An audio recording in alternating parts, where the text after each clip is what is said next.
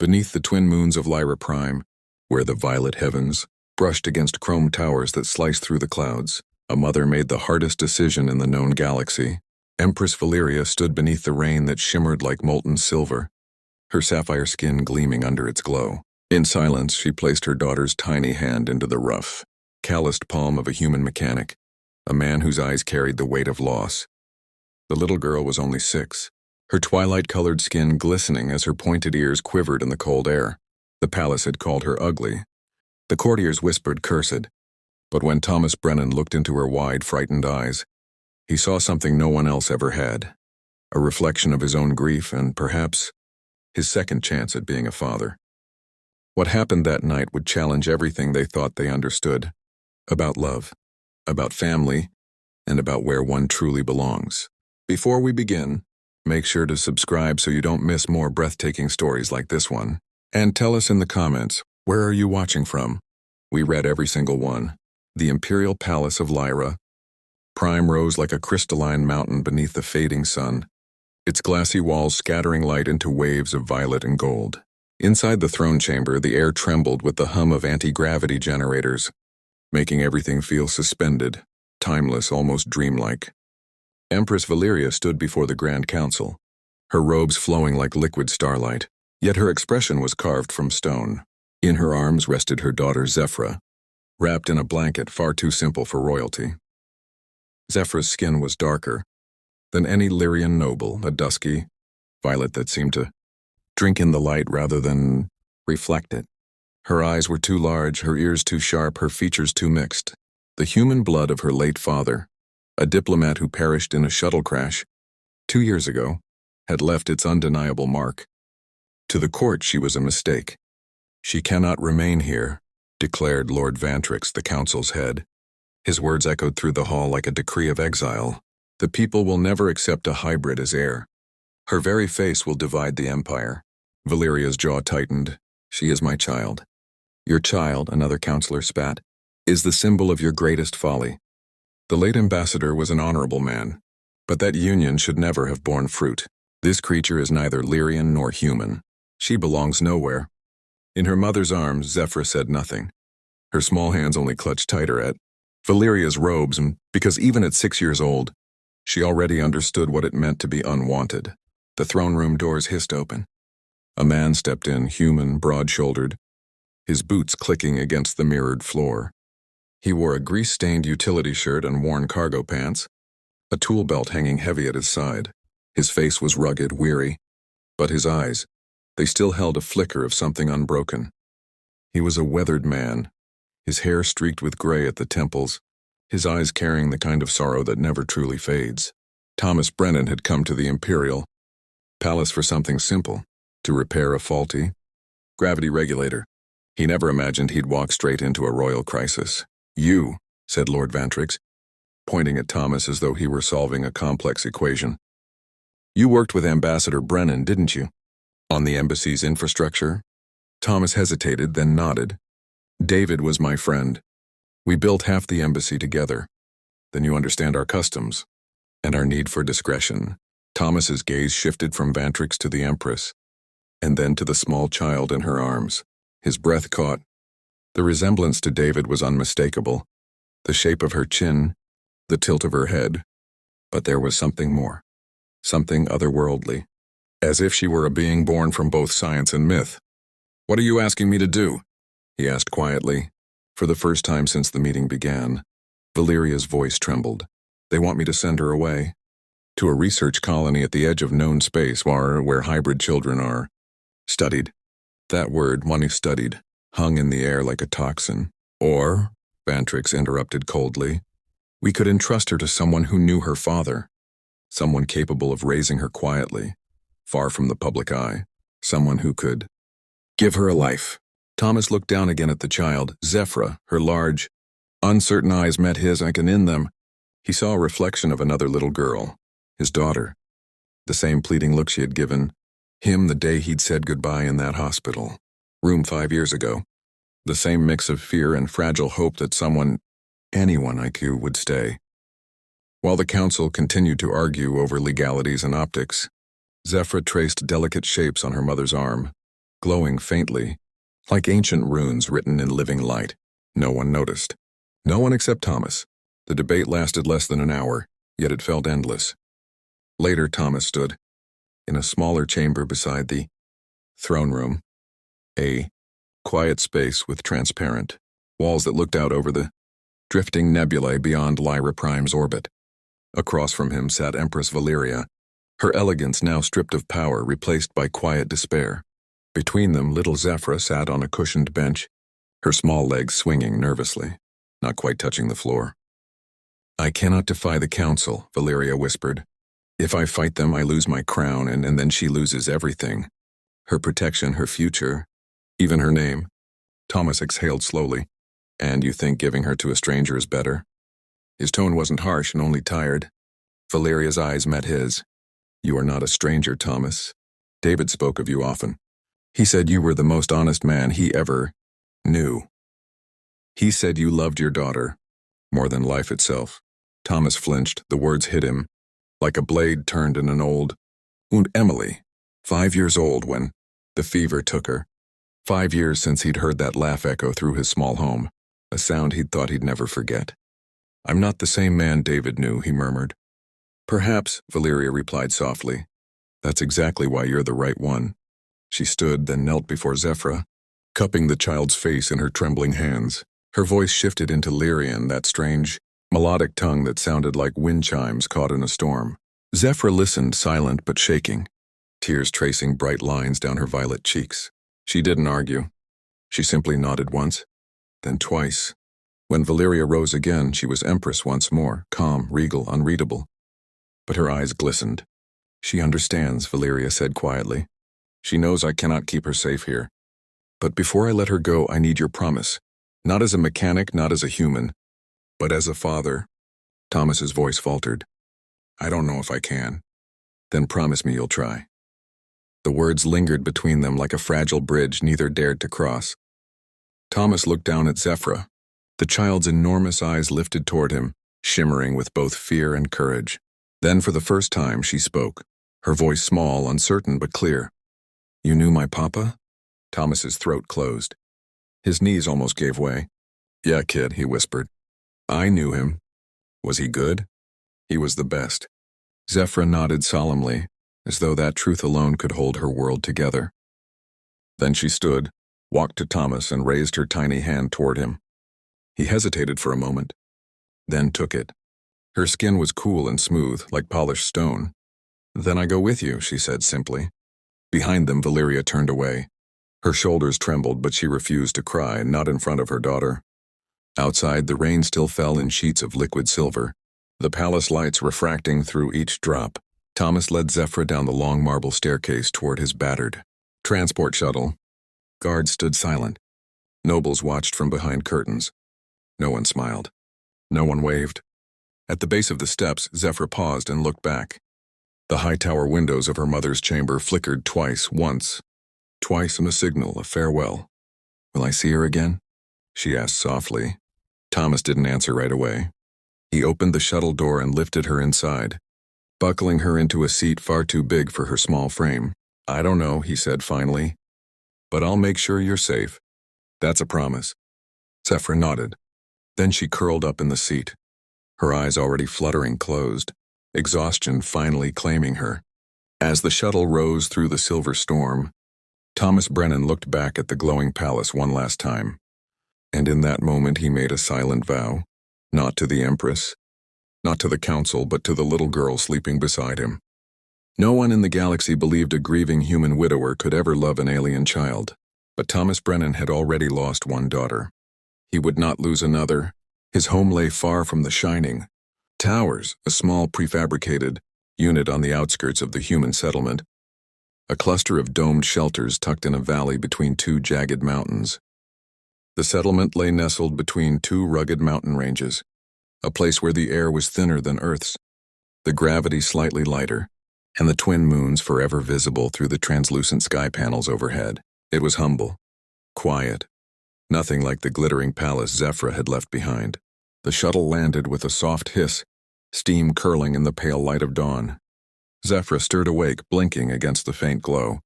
Thomas unbuckled her seat and lifted her down, her small hand still wrapped tightly around his. "This is home now," he said after a pause.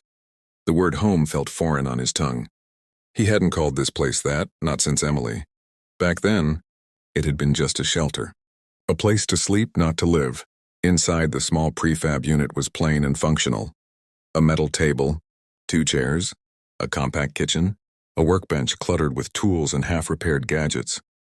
There were no decorations, no warmth, except one thing, a faded photograph on a shelf. A younger Thomas smiling, holding a little blonde girl with a gap-toothed grin. Emily. Zephyr noticed it immediately. "That is your daughter?" Thomas froze, then nodded. "Where is she now?" He hesitated. "She's gone."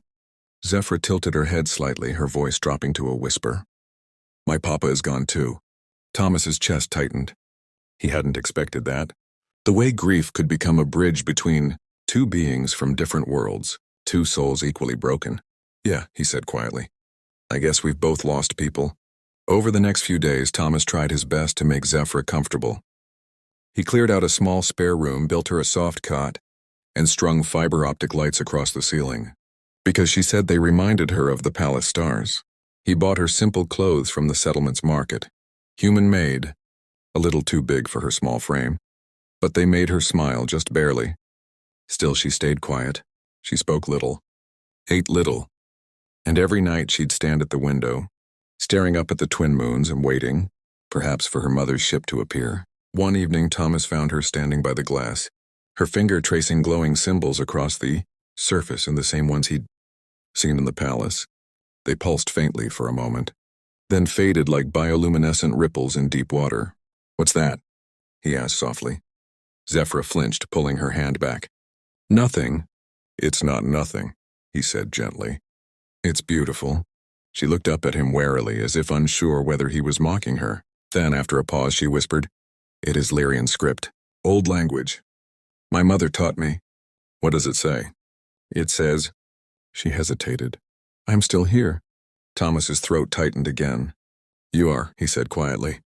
"You're still here, and that matters." That night, as Zephyr lay under the soft glow of her fiber lights, she whispered an old Lyrian prayer, one her mother used to sing.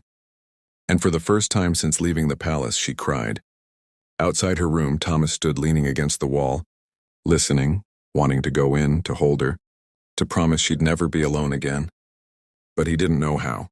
He didn't know if he even had the right. And just when the silence threatened to consume them both, just when silence had nearly swallowed them both, something happened that neither of them expected. The settlement market was alive with noise and color, a chaotic fusion of cultures, species, and languages. Vendors from a dozen worlds shouted beneath shimmering fabric canopies, their voices overlapping through the static hum of translation devices. The air smelled of roasted grains, synthetic oils, and a faint floral scent Thomas couldn't quite name. He held Zephyr's small hand as they moved through the crowd. She wore a hooded cloak to hide her pointed ears and violet skin. But even so, curious eyes followed her everywhere. Hybrid children were rare here, too rare, and most didn't know what to make of them. Thomas told himself they were only here for supplies, food, clothes, a few mechanical parts for his repair work, but deep down he wanted more than that. He wanted to show Zephyr that there was still life beyond palaces and councils. A messy, loud, imperfect life that might still hold a place for her.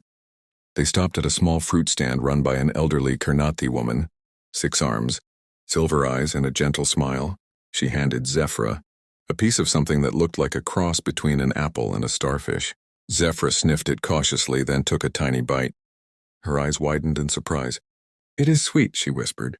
"Told you," Thomas said, smiling, the first genuine smile he'd worn in days. But the moment shattered in an instant. A group of human teenagers shoved past, laughing loudly. One of them, tall, with a cruel smirk, bumped Zephyr hard enough to knock the fruit from her hands.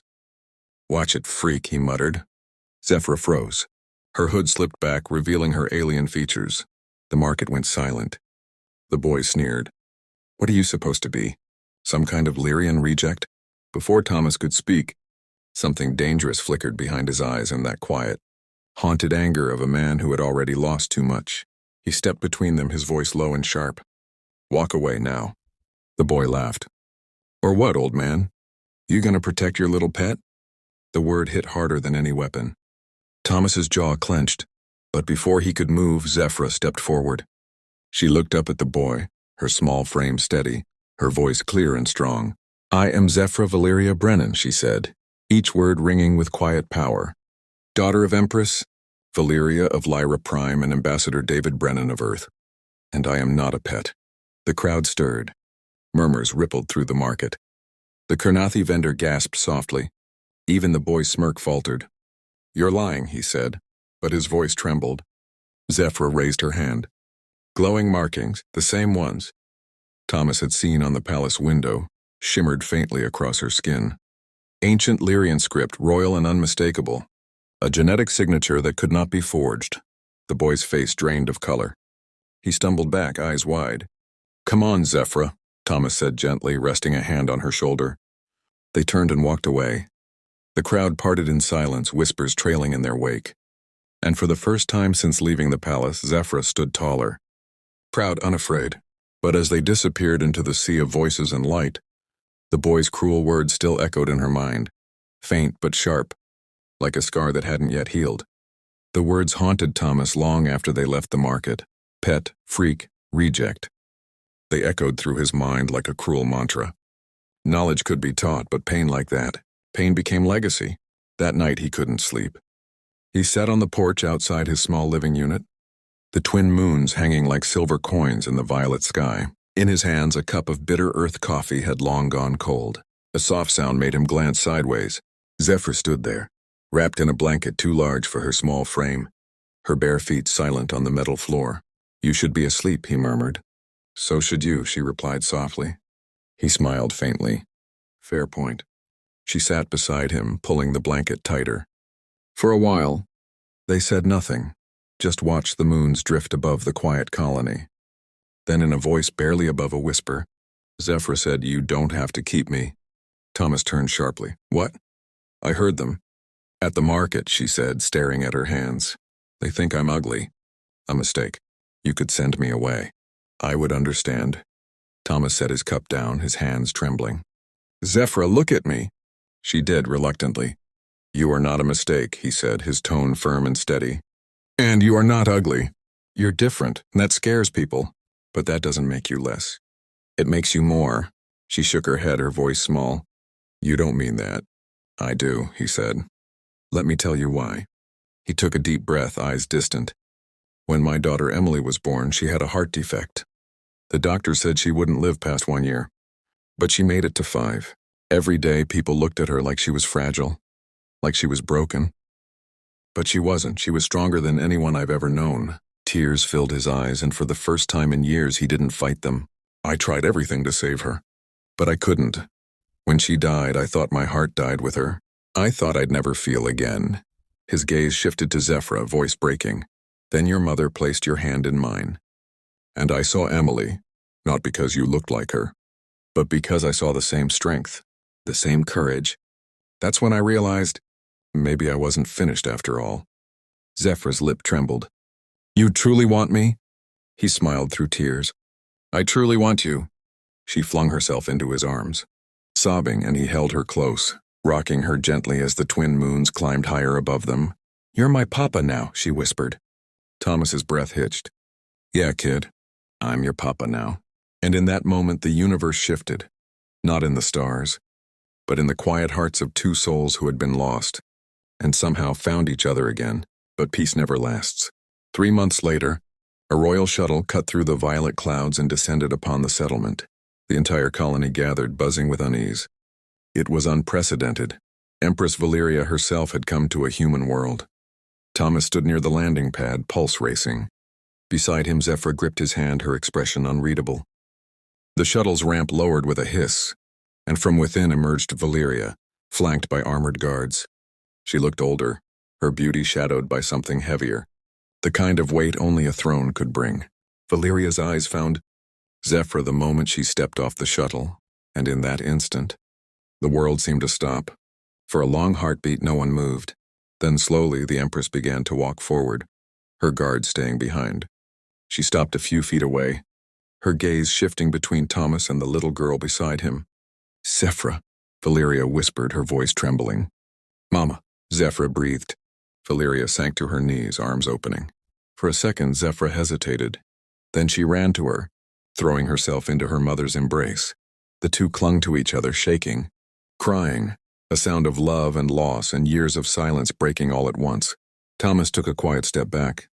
He knew this moment would come, and he feared what it meant. The Empress hadn't come for a visit. She had come to take her daughter home. But when Valeria finally rose and turned to him, her face wasn't hard or royal. It was soft, grateful. "I came to see if she was happy," Valeria said, her voice unsteady. "The council told me she would suffer here, that she'd be rejected, mocked, abandoned. They wanted me to believe I'd made a terrible mistake." She looked down at Zephyra, who had already returned to Thomas's side, clutching his hand tightly. "But I see now," Valeria continued, "I didn't make a mistake. I made the right choice." Thomas blinked, struggling to process her words. "You're not taking her back?" Valeria shook her head gently. "No, because she already has a home where, and a father who loves her." Zephyra's eyes filled with tears as she looked up at Thomas. "I told her," she said proudly, "you're my papa." Thomas's vision blurred. He nodded, his throat too tight to speak. Valeria placed a hand on his shoulder, regal yet tender. "Thank you," she said softly, "for giving her what I could not." Then she turned to her daughter and spoke in the lyrical cadence of the Lyrian tongue. Zephyra listened carefully, nodding, her tears glistening in the moonlight. "What did she say?" Thomas asked quietly. Zephyra smiled through her tears. "She said, 'I will always be a princess, but more than that, I will always be loved.'" Valeria kissed her daughter's forehead one last time, then rose and walked back toward her shuttle. As the engines roared to life, Zephyra waved with all her strength, and her mother waved back until the ship disappeared into the violet horizon. That day the settlement stood in silence. No one laughed. No one whispered. Everyone had seen something sacred, something beyond politics or bloodlines. They had seen love win. 2 years later, everything had changed. The once skeptical settlement had grown. New families had arrived, many with hybrid children fleeing prejudice from their homeworlds. And in the center of the colony stood a new building, a school designed by Thomas and quietly funded by the Lyrian throne. A polished plaque above the entrance read, "Emily and Zephyra Academy, where every child belongs." Inside, Zephyra sat at the front of a classroom, teaching younger children to write in both English and Lyrian script. Her violet skin shimmered softly in the light. Her pointed ears twitched when the children giggled, but no one stared anymore. No one whispered. They looked at her in awe, because the little girl once called a freak had become their greatest teacher. And as Thomas watched from the doorway, he knew that somewhere beneath the same twin moons, both Emily and Valeria were smiling. When the last bell rang, Zephyra ran out of the classroom, her laughter echoing down the hall.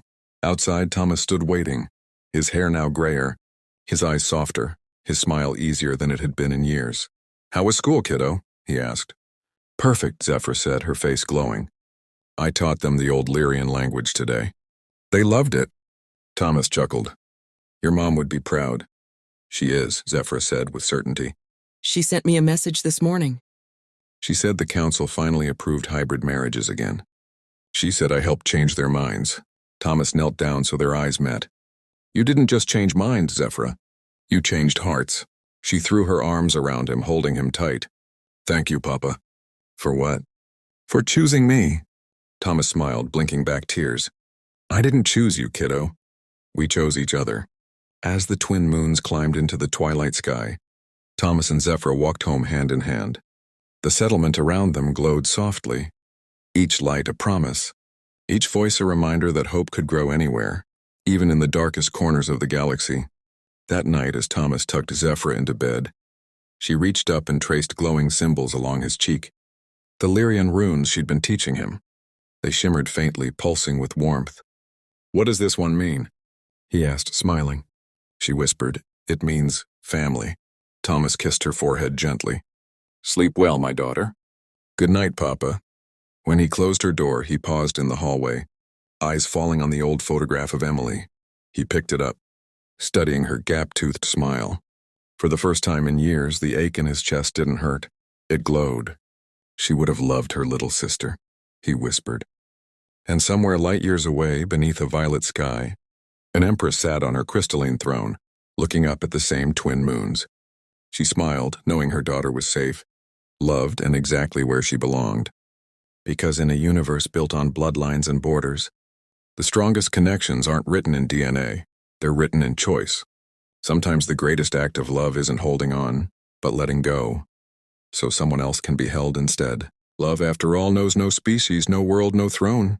It only knows the courage to say, "You are mine and I am yours, and nothing in this galaxy will ever change that."